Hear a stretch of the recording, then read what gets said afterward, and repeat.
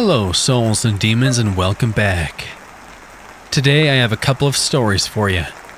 So, sit back, grip your seats, and enjoy.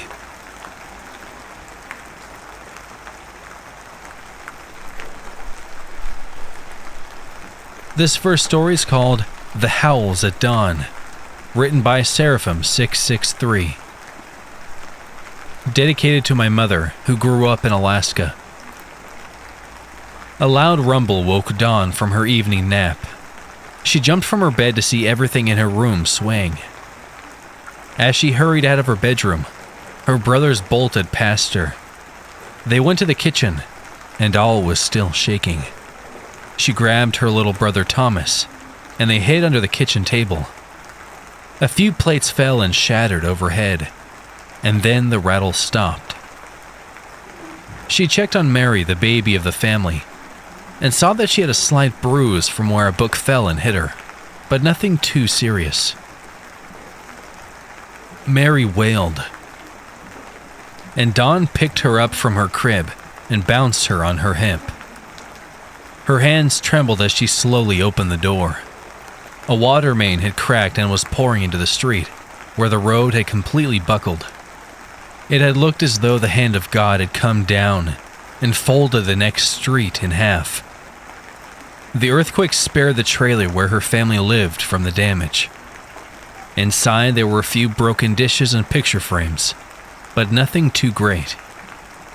It had crumpled the houses on the neighboring streets to the ground, and giant cracks were in the road. Tom, I need you to watch Mary. I'm going to go over to the shop and make sure Mom and Dad are safe. It's too dangerous for you to travel alone, he said. I need to know that they're okay, she said, while handing off the toddler to her 10-year-old brother. I'll be back as soon as I can. With that, she snatched some sandwiches her mom made for lunch from the refrigerator and laid them in a basket. She gripped a large nickel-plated flashlight, put on her heavy red coat, and dashed out the door. The air was icy, and the ground still had a healthy amount of snow, but it was thawing in the March air. It was already dark at 6 p.m., but that was how Alaska was, where Dawn lived, and she would not have traded it for anything except for today. All the beauty had folded in half. Trees jutted out of the road and rubble lay everywhere. She turned on her flashlight to better see in the dark, and rushed towards downtown Anchorage, the repair shop her parents ran. Stopping to catch her breath, her flashlight caught glowing eyes. A giant brindle wolf jumped in front of her, knocking the basket out of her hands. The wolf went over to the sandwiches and devoured them. When Dawn ran to reach for her basket, the wolf snapped at her and continued eating. There was a gunshot overhead, and the wolf ran off in the other direction. Another shot fired. Please stop, it was probably just hungry, screamed Dawn. The wolf looked like it was attacking you, said a man's voice in a slow drawl. No, it just wanted my sandwiches. So much for lunch, sighed Dawn as she picked up the basket. Sir, I have to go downtown. I need to make sure my parents are okay. Why are you going alone? He asked. My folks run a repair shop downtown. My brother is at home with my baby sister. We're all right, but it looks like the phone lines are down. All correct, but why don't I go with you? The earthquake has made the roads dangerous, and up here, you're not on top of the food chain, he replied, nodding in the wolf's direction. Dawn nodded as she picked up her basket. She saw that the man was skinny, with an enormous hat and thick glasses. They both walked over the craggy streets together. My name's Hanson. Robert Hanson, he said, holding out his hand. Don Michaels, she said, giving his hand a firm shake. That's some coat you have on. My folks got it for me at JCPenney's for my birthday. I turned 13 a month ago. Is that so? Dawn nodded and hurried up ahead, but the street had shattered, leaving a massive sinkhole. Oh, what do I do now? Sobbed Dawn. I know a way, he said, nodding his head past the rubble. Thank you, Mr. Hanson. He grabbed her hand firmly and pulled away from the road, towards the deep pine forest. Are you sure you recognize the way, sir? Asked Dawn. Of course I do. Well, are you sure the woodlands are the best course? As you said, we're not on top of the food chain, and there may be bears, wolves, or angry moose out that way. Dawn followed Mr. Hanson into the woods, as the ground rumbled once more, knocking them both to their knees. Soil tumbled down the steep ravine. Robert got to his feet and helped Dawn up. He led her down a path in the forest. Debris lay everywhere. It ripped trees from their roots, and rocks just jutted out like angry teeth. Sir, I don't think it's wise to go this way, said Dawn. Dawn no longer felt safe with Mr. Hanson and headed out of the woods. He grabbed her sharply by the arm and pulled her close to him. You're going to have to trust me. No, she replied as she struggled to break free. You're not on top of the food chain, little girl. I am, he added as he pointed the gun at her. His body pressed against her, and she felt cold steel from a knife tip on her neck. She wanted to scream for help, but she was so far in the wilderness no one would hear her. She knew she should have listened to her brother. It was too dangerous to go alone with the wild animals and aftershocks. But she never thought a person would hurt her. People were here to help. When the nights got cold and dark, they were there to be beside you and keep you warm. Now she would never feel warm again. Tears fell from her eyes, and out of nowhere, she heard a low growl. Looking up, she saw the brindle wolf from earlier, only now it had its packmates. They surrounded Mr. Hanson. He aimed and shot at one of them, but the bullet flew wild. Dawn struck him in the head with his flashlight, and he fell unconscious. The brindle wolf licked Dawn on the hand and watched her. Its eyes were a beautiful warm gold. Dawn saw that the wolf was female, and appeared as though she might have been nursing. Thank you, Mrs. Wolf, she said, dusting herself off. The wolf seemed to nod, and then trotted off into the forest after her pack. Dawn headed back to the road, and a large army truck greeted her. A gruff older man piled her into the rig. They have called martial law in the city of Anchorage. Tsunamis have struck coastal towns like Kodiak, and landslides are wreaking total devastation. I need to see my parents, said Dawn. She gave the address of their store to the gruff man in the truck. Driving downtown, she saw that it had devastated everything. J.C. Penney's had all but sunk under asphalt. It ripped roads in half, and gas and water lines were burst, pouring everywhere. They stopped outside the repair shop. It crumpled to the ground, but her mother and father stood. She saw that her dad had a large goose egg on his head, but her mom looked uninjured. Dawn embraced them, and the army truck took them to the hospital for examination. Her father only suffered a mild concussion, and her mother was fine. A cab dropped them off at their trailer. Rushing in, they hugged Thomas and Mary, relieved that their house and children were well. I'm glad you went looking for us, but never do something that stupid again, sighed her mother. I'd rather have you home safe. Something could have happened. Dawn nodded. She was about to tell her about the man when she heard a howl outside. She looked out the window and saw the brindle wolf. It's all right, Mama. I gave her some sandwiches and she's just been following me. You know, if you feed them, you'll never get rid of them, her dad said, raising an eyebrow. That's okay. The earthquakes... The wolf wagged her tail, and she could see the smaller eyes of 4 pups looking at her. The mama wolf then gathered her young and headed off into the woods. I think she just wanted to say goodbye. Just be vigilant. They're dangerous animals, her dad said. Yes, Papa, but man is the most fatal. I suppose you're right, Don. Be careful of who you trust. At least most of God's creatures are pure in their intention.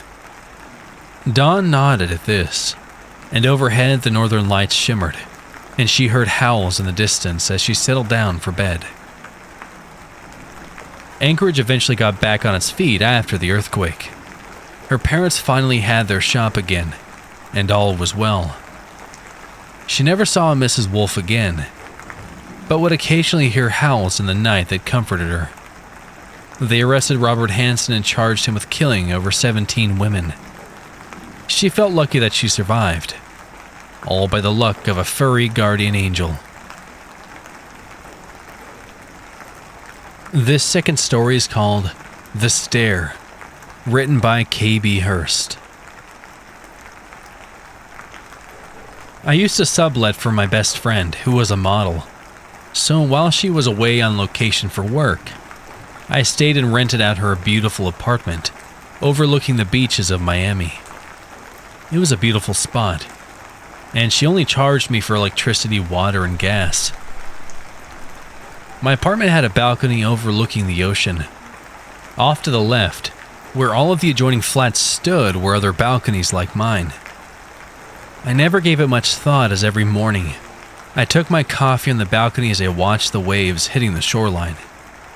I soaked in the early sunrise and the salty sea air. I worked from home, and so it was little my reprieve away from my tiny bedroom with the makeshift office I created for myself in the large walk-in closet. It was on one of those mornings that I first noticed it. A shadow of a tall man was staring at me.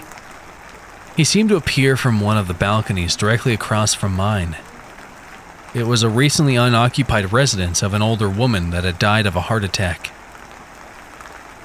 I only noticed him because he was dressed in a long black rain jacket. It was an odd thing to be wearing in the morning, as the weather was often in the 90s. Even at that early part of the morning, I'd never seen him before in my life. I assumed he was just new to the building complex. I often took notice of my neighbors like Mr. Hansen, who was older, and we would often exchange hellos while he watered his beautiful tomatoes that hung from the balcony. There was Brianna, a younger girl, that regularly smoked in the morning, and sometimes I noticed she had rings around her eyes from her late nights spent clubbing. She never said much to me, but now and then she would lean on the balcony and wave. Most of the tenants in the complex were well known, and most of them were older. They were friendly too, and there was an unknown rule to look out for one another. So when I noticed the man staring at me, I made a mental note that I'd ask around that day when I took Bernice, my friend's Bichon, for a walk. I looked away from his gaze and pretended I didn't notice him. It was then that he stepped out from the shadows and came closer to the balcony edge. He stood there, not making one single move. He only stared at me. I was able to make out that he had dark brown hair and ashen skin. The other thing I noticed was he made absolutely no expression on his face, except for a slight curious tilt at the corners of his mouth. He unnerved me, and I decided to go indoors to the safety of my apartment. I poured myself another cup of coffee, and as I looked out from the doors of my kitchen, the man was still staring at my residence. I closed the blinds and went into my office to begin my work. I tried to forget the man who had stared at me that morning, but when my stomach began to grumble at around 11 a.m., I closed my laptop and went into the kitchen to prepare a meal of tuna salad and lemonade. I looked outside towards the balcony, and I did not see the man. He had to be gone now. I looked out and saw Mr. Hansen sitting on his patio, enjoying a cup of iced tea with his giant thick black sunglasses on. I opened my glass doors to the balcony. "Hello there, Mr. Hansen. It's a fine breeze we have today." "Hello, Gemma. Yes, it is. How is your work going?" "Oh, it's pretty boring, but it keeps me busy. My tomatoes will be ready early this year, and they are already getting red." "Excellent," I called out to him. Then I saw the man had mysteriously appeared again. This time he was standing directly behind Mr. Hansen, and he was still staring at me. And I stopped talking to Mr. Hansen, thinking perhaps he may introduce me to his friend. Instead, the tall man leaned down into Mr. Hansen's face and then whispered into his ear. Mr. Hansen put his head down after that, and then looked up at me. "I'm feeling rather tired. I think I will go inside and take a nap." I nodded, and he and the man went inside. I wondered who the man was, and I could have sworn that I had seen him in an adjacent apartment from Mr. Hansen's earlier that morning. I thought nothing of it until I did not see Mr. Hansen for a few days. I was walking Bernice when I saw our building manager, Troy. "Hey, I haven't seen Mr. Hansen from apartment 2A in a while. How is he?" "Oh, I can't say I know. I imagine he's doing okay. It's supposed to rain, so I know he will be excited about the rain for his tomato garden." Troy smiled. I nodded, but had this strange feeling that something was wrong. A week went by, and I still didn't see Mr. Hansen. I also noticed that his tomatoes were beginning to die and wilt from lack of watering. I spent that afternoon trying to get a hold of our building manager to do a wellness check on Mr. Hansen. I got absolutely no work done as I was growing anxious. Finally, I could take it no more, and I decided to walk down to the bridge that connected the two buildings to the apartment complex. I crossed the bridge, and when I got to the floor, Mr. Hansen was on. I noticed something odd. There was a strange floral smell coming from it. I thought it smelled like a rose bush. I took a deep breath as it was quite overwhelming to me, and then I made my way to Mr. Hansen's apartment. When I approached the door, I could hear old jazz music playing from inside. I knocked on the door. "Mr. Hansen? It's Gemma from across the balcony. I've come to see if you were all right." The music stopped. I was relieved when I heard footsteps coming towards the door. I could see shadows of someone's feet under the door, but the person just stood on the other side, almost as if they were listening to me breathing. I was afraid to knock again. Instead, I backed away from the door. I called out to Mr. Hansen one last time. "Mr. Hansen, please open the door. I'm worried about you." I saw the shadows of the feet moving again, and then I heard the old-time jazz music go back on. I was about to call the police when someone opened the door to the apartment directly next to Mr. Hansen. It has been going on all night. I recognized Brianna. She was tired looking as usual, as her long black hair hung over the tattoos on her shoulder. She wore a black crop top, and there was a noticeable bruise on her hip. What has been going on all night? That shitty old people music. Oh, do you know who the man was with Mr. Hansen last week? Tall, pale, dark hair, and wearing a black raincoat like it was October? Brianna laughed at me. No, but he sounds just like my type. Never mind. Thanks anyway, I said and walked away down the hallway. Hey, Brianna called out to me. Yeah? If I see him, I'll tell him you were worried. In the meantime, there is a band playing at the old Grotto studio tonight if you're interested. Oh no, thanks though, I have some work to get caught up on. Right on, Brianna said, lighting a cigarette as she returned to her apartment, slamming her door. I went back to my apartment and figured that Mr. Hansen just wanted his privacy.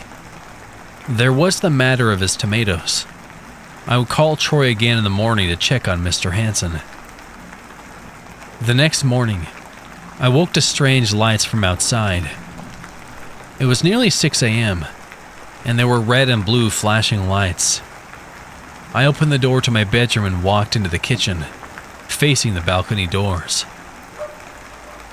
I saw blood on the patio down below, and what looked like a body. Directly across from me were what looked like detectives casing the place. One of them took a photo of me standing in my robe, and then I heard a knock at my door a few moments later. It was my building manager, Troy. "There's been a horrible accident. I got your message, but it was too late. Mr. Hansen jumped 3 stories down to the patio below and killed himself." I looked at Troy in shock. Behind Troy was another man who I later learned was a detective, to ask me if I'd seen anything strange. I had not, but I didn't mention he was with the man in the black raincoat a few days prior. That was the last time I'd seen or heard about Mr. Hansen. I was saddened, but life goes on, as they say. Things went back to normal as best they could, and then I saw him. I felt his eyes on mine before I looked up. My neighbor Brianna was having a party.